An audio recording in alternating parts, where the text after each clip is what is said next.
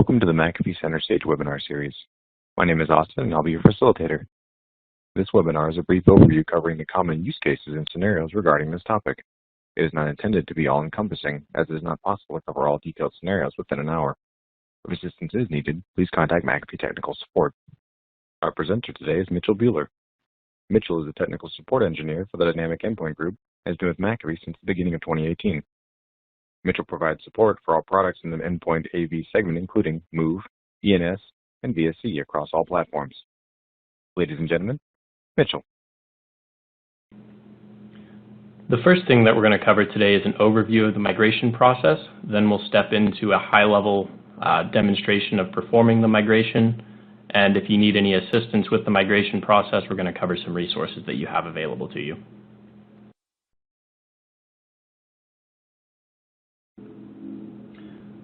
The VSE to ENS migration process can be broken down into 6 steps. Confirming that your EPO server is compatible with the versions of software that are going to be installed, analyzing the environment using the Upgrade Assistant, installing the required components based on the analyzing phase, migrating the policies from VSE and HIPS using the Migration Assistant, testing the upgrade on a smaller set of systems to ensure that everything works well, and then after that moving to production once you've confirmed the results. The first step in the migration procedure is the EPO version confirmation. These are some useful knowledge base articles to assist you with the EPO migration if you need to upgrade your EPO server. And if you're using a very old version of EPO, such as EPO 4.6, it's typically better to stand up a new EPO server and move your systems over to that rather than trying to upgrade. Endpoint Security 10.7 requires that you're using at least EPO version 5.9 and McAfee Agent version 5.0.5. The Migration Assistant and the Upgrade Assistant require both at least 5.3 for your EPO. However, they are default components depending on the version. The second step in the migration process is to analyze the environment using the Endpoint Upgrade Assistant. The Endpoint Upgrade Assistant EPO extension is used to analyze the environment, guide you through the migration process, highlight what is needed to use the automation features of the Upgrade Assistant, and also help you identify product sprawl across your environment. The Upgrade Automation package removes complexity by automatically migrating endpoints to ENS with a single deployment. It's checked into EPO when you install the extension, and it can be deployed using the EUA extension or using a normal client task. The package creator can also be used to create a deployment package for use in something other than EPO, such as SCCM. When using the Upgrade Assistant, the first step is to analyze your environment. To do this, you select the version of ENS that you plan to upgrade to, and select the environment on which you would like to analyze. Once you've completed the analysis, the Endpoint Upgrade Assistant will create a dashboard for you to view the systems that you have that are ready to upgrade, the systems that require product upgrades before they're able to go through automation, or systems that are blocked from upgrading automatically and require manual upgrading. Once the Endpoint Upgrade Assistant has analyzed your environment, it will categorize each system that was analyzed into one of 4 states and display this information in a pie chart on the dashboard. The first state, blocked from upgrading, means that the system can't be upgraded automatically without some intervention prior to doing so. More information surrounding why the system is blocked from upgrading will be provided in the Upgrade Assistant More Info section in that category.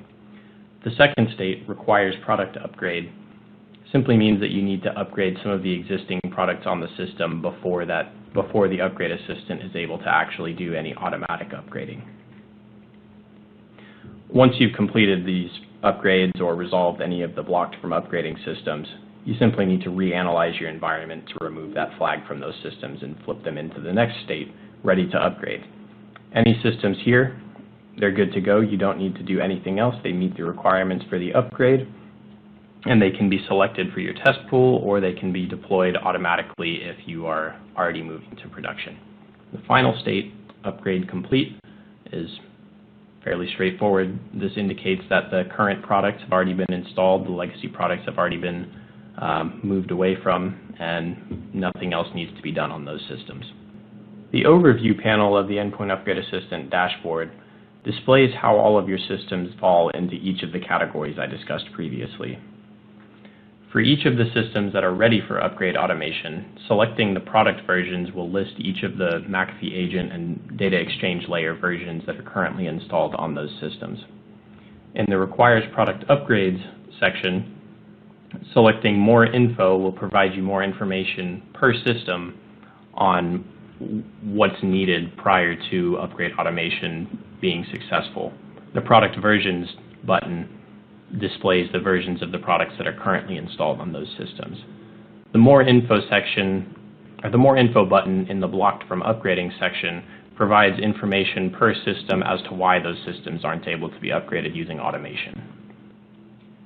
This table demonstrates the hardware and operating system compatibility with the Endpoint Upgrade Assistant. For more up-to-date information, review the knowledge base article KB82761. The prepare step of the Endpoint Upgrade Assistant is broken into two sections, the policy migration section and the packages required for upgrade automation section. The policy migration section provides references to the Endpoint Migration Assistant for migrating your legacy products policies over to Endpoint Security, as well as a section for data loss prevention if you're making use of that. The packages required section allows you to select the versions of the products you want to use in the upgrade. Keep in mind that you need to have these checked into your master repository before they're able to be selected here. With the exception of the McAfee agent and the platform and threat prevention modules of Endpoint Security, for all other products, depending on your environment, you can select to not install those components during the upgrade. The red action items in the notes section of this table will display which products that you do need to select based on your environment. As a summary of what we've just covered, if you're not on EPO 510, check in the Endpoint Upgrade Assistant extension into EPO. Analyze the environment and confirm that your devices can be upgraded and determine what's wrong if they can't. In the Preparation tab, determine the components you want to upgrade, identify the packages and extensions you need, and ensure all red items have been resolved. The next step in the migration process is to install any required components that you're missing into your EPO server. This can be accomplished using either the software manager or software catalog built into EPO, or you can download them from the McAfee download site and check them in manually. If you are in a situation where you need to manually download the components, such as being in an air-gapped network where your EPO server can't reach out to the internet, this table shows the packages that you'll need to get. You really just need to get the client installer components for each of the modules of ENS that you plan to install, as well as their corresponding extensions, alongside the Migration Assistant extension, the Endpoint Upgrade Assistant extension, and if you need any standalone packages, you can also get the standalone installer for Endpoint Security and the Endpoint Upgrade Assistant package creator if you'd like to use that. More information on this can be found on our landing page that we'll discuss later. The next step in the migration process is to migrate your existing policies using the Migration Assistant. The Endpoint Migration Assistant allows you to convert policies from your legacy products, such as VirusScan Enterprise, Host Intrusion Prevention, and SiteAdvisor Enterprise, to ENS policies. It's provided as an EPO extension for versions 5.3 and up. The Migration Assistant can either migrate your policies automatically or manually. In the automatic migration, you select the policies, client tasks, and catalog to migrate. You preview the migration results, and these migrated items are created and assigned to their existing systems automatically. In the manual migration mode, you select the policies and client tasks that you'd like to migrate, configure them based on the new options within ENS. The items are created, and then you manually assign those policies. The same steps have to be repeated for any policies that you didn't migrate previously. Choosing a migration path is really dependent on the size of your environment more than anything else. Typically, if you have a larger environment or a more complex set of systems where you have many different policies for many different things, manual migration is going to be the way to go. But if you have a smaller environment with less complex policy bases, automatic migration tends to work just fine. The key differences between using the automatic migration and the manual migration are that the automatic migration really focuses on what's currently in place in your environment at the time that you run the tool. It migrates only policies that are assigned to systems, as well as client tasks. One functional difference to note, though, is that automatic migration is the only way to migrate your IPS trusted applications in HIPS. That doesn't really happen with the manual migration. Manual migration can be good as well, as it allows you to really go through your policies that you have currently and identify which ones you really need, and to kind of cut down on the policy bloat that tends to happen in an environment that's been around for a while. This table demonstrates what settings from the legacy product migrate over to the new Endpoint Security policies. This covers VirusScan Enterprise, Host Intrusion Prevention Firewall, Host Intrusion Prevention, Site Advisor Enterprise, as well as the Endpoint Protection for Mac and VirusScan for Macs, and VirusScan for Linux. This table demonstrates how the legacy products migrate over to ENS and how ENS absorbs their functionality. The common module of ENS is really just the base install where all the other modules plug into. The threat prevention module is really the replacement for VirusScan Enterprise, as well as the Endpoint Protection for Mac and VirusScan Enterprise for Linux software. The firewall component comes from HIPS, and the Site Advisor Enterprise module goes over to Web Control. This really demonstrates how ENS as a solution reduces the number of products overall that you have to have installed, and it simplifies the management of the components. In order to perform automated policy migration using the Endpoint Migration Assistant, you first need to open up the Endpoint Migration Assistant extension in EPO. Once this is open, you simply need to select Automatic Migration in the Mode field. Select either the entire system tree or a single system tree group if you're looking to perform a migration on a smaller subset of systems, and then select which policy option from the VSE policies you want to migrate, whether that be workstation settings, server settings, or both workstation and server settings. The key thing to keep in mind here are that if you select both of the workstation and server policy settings will be merged into one policy in ENS. And if you only select one or the other, if you have a mixed group of systems in that system tree group, that could cause the incorrect policy to be applied to those systems.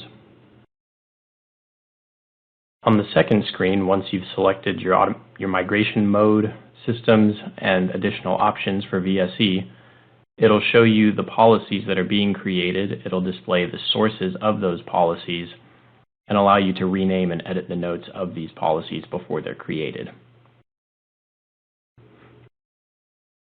Once the automatic migration has completed, you can go to your system tree and view the assigned policies and see the new policies that have been created by the Endpoint Migration Assistant and automatically assigned to that system tree group.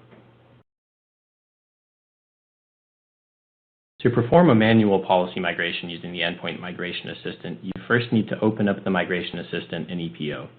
Then select Manual Migration for the mode and whichever object you'd like to migrate. In this case, we'll be selecting policies as we'll be migrating some VSE policies over to ENS. Once you've selected Next on the previous screen, you then need to select which policies from each legacy product that you would like to migrate. In this case, we've selected the on-access scan policies from VirusScan Enterprise, but you can also do more than just one product at a time. You then select the policy from your policy catalog that you would like to migrate from the drop-down for each of the policies that you've selected. If you don't choose anything, the Endpoint Security defaults will be used.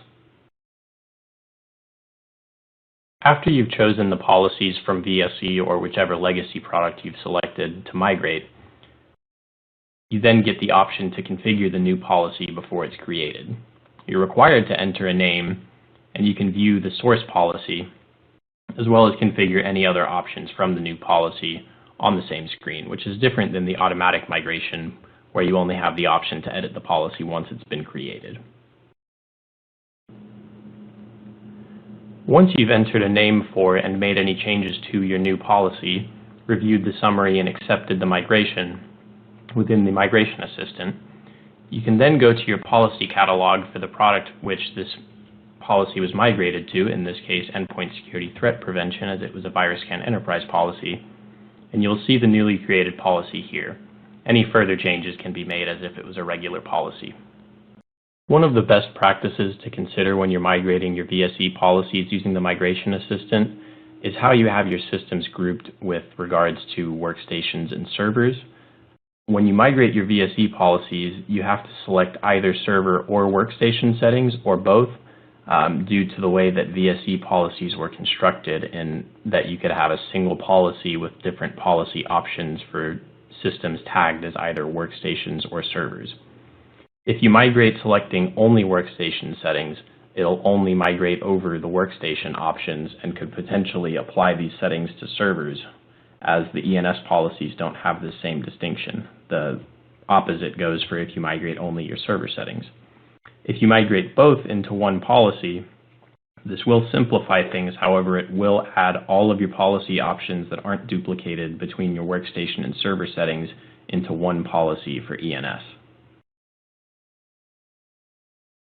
If you are planning on migrating your policies automatically using the Migration Assistant, it's generally advisable to use separate groups in your system tree for both client and server. This way you can only migrate the correct policies based on the system type. If you have everything in a mix in one system tree group, you're just going to combine those policies and create one somewhat cluttered policy. As a summary of what you need to do to use the Endpoint Migration Assistant to migrate your policies, you first need to consider whether or not migrating your policies is necessary in the first place. If you have simple policies, only a few policies, or have very little configuration changes from the McAfee default, you might be better off simply creating a new policy or allowing the new My Default policy from ENS to be assigned to your systems. If you do plan to migrate your policies from VSE, consider whether manual migration or automatic migration is more appropriate for your scenario. If you are using host intrusion prevention, you can manually migrate your policies to perform a policy migration. For manual migration, you'll need to assign the policies that you've migrated to the group in the system tree. For automatic migration, you can track how devices are managed to migrate the VirusScan Enterprise policies. For additional information surrounding the endpoint security migration process, you can view the migration guide that's available on our docs.mcafee.com portal. Additional information is also available on the landing page, which we will discuss later.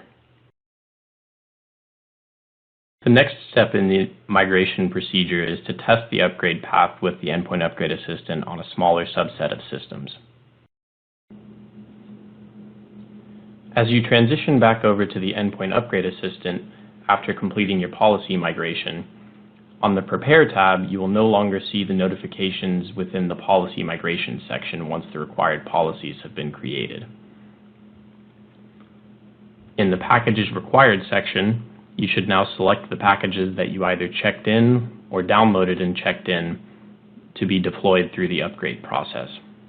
Once this has been done, you flip over to the Deploy and Track section to create a deployment. The Deploy and Track tab of the Endpoint Upgrade Assistant is where you're able to perform automatic migration based on what you've selected on the machines that are able and ready to be upgraded. You can either create an automatic deployment task by selecting Create Deployment Task, or you can tag systems which you would like to upgrade in order to minimize the amount of systems that you're doing in your test deployment. Once you've selected to create a new deployment task within the Endpoint Upgrade Assistant, you simply configure the name for the task, acknowledge that you've completed migration of your legacy product policies and client tasks, configure the schedule for the deployment task, and then select the systems on which you would like to perform the migration. After creation of the deployment task, the Deploy and Track section of the Endpoint Upgrade Assistant allows you to view the deployment task and see which systems are still pending, which systems installed successfully, and which systems failed. Once your deployment task has been created and sent to end systems, On the systems themselves, you can watch the progress of the task in the McAfee Agent Status Monitor. You'll first see that it receives the task with the name that you configured, and once it's been completed, it'll show that it's finished successfully. After the deployment task has completed, and you can verify this on the end system, you can open the McAfee Agent About screen to view the new products that you've installed, as well as open the Endpoint Security console to verify that the modules which you intended to deploy have been installed successfully. Additional information surrounding the Endpoint Security versions is held within the Endpoint Security About screen, which is separate from the McAfee Agent About screen.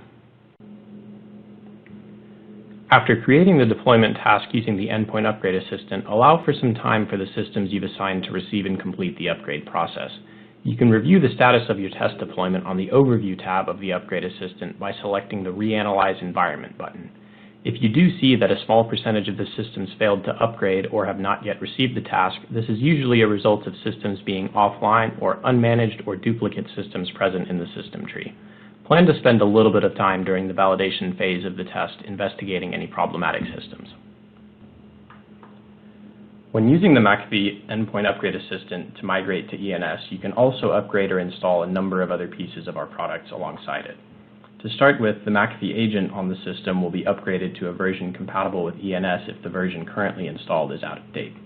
You can also install or upgrade data loss prevention, data exchange layer, which is typically included with the agent, McAfee Active Response, and also Endpoint Security Adaptive Threat Protection, which is an optional component of ENS, but it is highly recommended. It introduces some more advanced security capabilities over that of the threat prevention module, which is more traditional, including behavioral detection capabilities with Real Protect and some other components that really enhance the protection on the systems. Once a deployment task has been created with the Endpoint Upgrade Assistant, the automation on the system performs the following tasks. First, removes VSE and legacy products from the endpoint, verifies that these products have successfully been removed and no remnants remain. If there are any remnants left over, it cleans these up, and it then downloads the agent and ENS from the EPO server and starts the upgrade or installation process. The minimum criteria that the systems need to meet in order for the upgrade automation to succeed are these versions of the legacy products. If they do encounter any sort of an issue or an older product on the system, the upgrade automation will not proceed. The Endpoint Upgrade Assistant Package Creator is a standalone tool designed for administrators who prefer to use a third-party deployment tool, which creates a package using a standalone tool rather than using the Endpoint Upgrade Assistant extension within EPO. When running this tool, you include the McAfee agent for your EPO server, any software that you would like to distribute with the package, and then you create the package and deploy it with your third-party deployment tool. Once you've executed the Endpoint Upgrade Assistant Package Creator executable, it prompts you to select the version of Endpoint Security which you would like to install. Please note that you do need to select the standalone installer version here rather than the EPO deployable versions. You can also include adaptive threat protection if you would like. You then are presented with the option to configure the installation if you would like. Otherwise, your policies from EPO, once installed, will take over. And you're then able to create and export the package for use with your third-party deployment tool. To summarize what we've covered in the previous few slides, migrating your test environment using the Endpoint Upgrade Assistant can be accomplished in a few key steps. First, determining which systems you would like to include in your test group. You can do this by analyzing your environment using the Upgrade Assistant and selecting a small group of the systems that are in the Ready for Upgrade stage. Second, you need to decide which path you would like to take in terms of deploying the upgrade package. This can be either the Endpoint Upgrade Assistant's deployment task feature, or you can use a third-party deployment tool after you've created a package using the Endpoint Upgrade Assistant Package Creator. Third, perform the upgrade. Monitor the deployment using EPO or using whatever third-party distribution method you choose. After this has been completed, reanalyze the environment using the Endpoint Upgrade Assistant to check to see if the upgrades have been reflected in your environment. The final step in the ENS migration workflow is to upgrade your production environment. When moving to production for the migration, the key things to keep in mind are to review what was done in the test phase of the deployment and determine if anything needs adjustment or if things are good to go forward. Depending on which deployment method you choose, there are some advantages and some things to keep in mind. If you use the Endpoint Upgrade Assistant to upgrade your machines automatically, the biggest advantage is that there's very little user interaction needed and very little interaction overall required. During the upgrade, the installation runs in the background, and you won't really notice anything until it's complete and you see some new programs in the start menu and things like that. The upgrade can take some time, so one thing to keep in mind is that if machines are shut down during the installation process, issues can occur. And one major thing to keep in mind when deploying this to a large number of systems is the bandwidth required. Endpoint Security by itself is almost 200 megabytes, and any other software that you choose to deploy as well can add to this and cause problems in your network. So something to keep in mind when you're scheduling the deployment tasks. If you choose to install on individual devices using a package creator package, this does avoid installation problems due to network bandwidth, but user action is required. And if you choose to use a third-party distribution tool, obviously, as is the case with most deployment methods, there's no need for user interaction. But you may want to keep in mind how the package is executed using this third-party distribution tool to make sure that things are being executed with the appropriate command line arguments. That way, if anything comes up and you run into issues, support is able to provide you with a good experience and a good resolution to your problem. The final thing that we'd like to cover today are the resources you have available to assist you through your migration. If you do encounter any issues during your migration process, or you would simply like to learn more about the process before you get started, the Endpoint Security Migration landing page we've recently launched is a great place to start. It has a wealth of information and resources available all in one place, and provides convenient links to documentation surrounding migration procedures, information about Endpoint Security's features, functionality, and how it compares to VSE, as well as answers to common migration questions. There's also links to resources that you have available, such as professional services, technical resources, and training, as well as some events and videos that we've done surrounding ENS. Additionally, we have a lot more information further down on the page than you can see on this screenshot here, providing step-by-step documentation links for each step in the migration process. We are expanding our customer self-service capabilities, including but not limited to our McAfee Enterprise Support app for Android and iOS, new product support pages, the support community, McAfee Support YouTube channel, social media help needs on Facebook and Twitter. The EPO Support Center plugin is available for you to download with your EPO application free of cost. You can learn more about the EPO Support Center on McAfee Support YouTube channel and on support.mcafee.com. This concludes today's webinar.